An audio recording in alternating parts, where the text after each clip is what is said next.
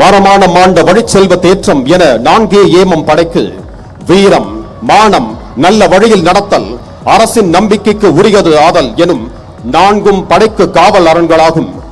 விடுதலை உணர்வை நெஞ்சில் சுமந்து நாட்டின் பெருமையையும் கடமையின் கண்டியத்தையும் பறைசாற்றும் வகையில் கம்பீரமாக அணிவகுத்து நிற்கும் வீரர்களின் அணிகளை ஒவ்வொன்றாக பார்வையிட்டு சிறப்பிக்க இருக்கிறார்கள் நம் மாண்புமிகு தமிழ்நாடு முதலமைச்சர் அவர்கள்.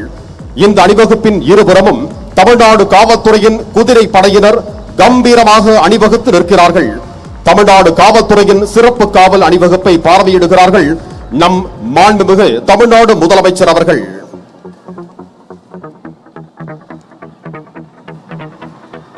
சுதந்திர சிந்தனையை மனதில் நிறுத்தி அணிவகுத்து நிற்கும் வீரர்கள் படைகளை ஒவ்வொன்றாக பார்வையிட உள்ளார்கள் மாண்புமிகு தமிழ்நாடு முதலமைச்சர் அவர்கள்.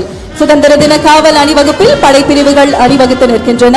இந்த அணிவகுப்பின் இருபுறமும் தமிழ்நாடு காவல்துறையின் குதிரை படையினர் கம்பீரமாக நிற்கின்றனர். காவல்துறையின் சிறப்பு காப்பு அணிவகுப்பினை மாண்புமிகு தமிழ்நாடு முதலமைச்சர் அவர்கள் பார்வையிட்டு சிறப்பிப்பார்கள்.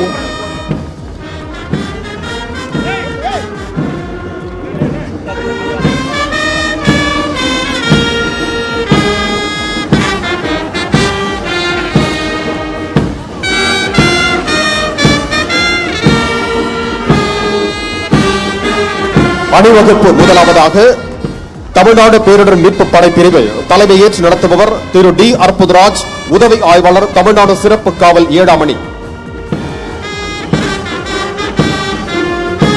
அணிவகுப்பில் இரண்டாவதாக கடலோர பாதுகாப்பு படைப்பிரிவு தலைமை ஏற்று நடத்துபவர் திரு ஏ நாராயணன், உதவி ஆய்வாளர், தமிழ்நாடு சிறப்பு காவல் 11ஆம் அணி.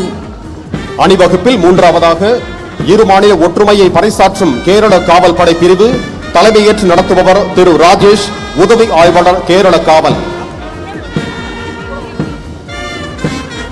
அணிவகுப்பில் அடுத்ததாக சிங்கப்பெண் படைப்பிரிவு தலைமை ஏற்று நடத்துபவர் திருமதி ஆர் விஜயலட்சுமி, பெண் உதவி ஆய்வாளர், தமிழ்நாடு சிறப்பு காவல் படை 5ஆம் அணி.